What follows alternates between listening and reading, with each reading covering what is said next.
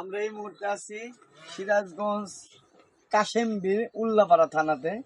এই সেই ভাইরাল জায়গা কাশেমবিল, এইটাই বলে চার রাস্তার মোড় এবং চার মাথা। আর এটা কি বট গাছ না পাকড় গাছ ভাই?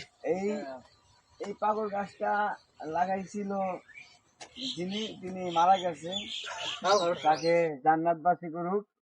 তো এই পাগল গাছটার জন্য আজ আমরা এখানে একটু ভিডিও বানাইতে পারি বা বিশ্রাম করতে পারি। এখানে ধানের শেষে ভোট দিন কে দাঁড়াইছে ভাই? খান সাইদ হোসেন জ্যোতি। এই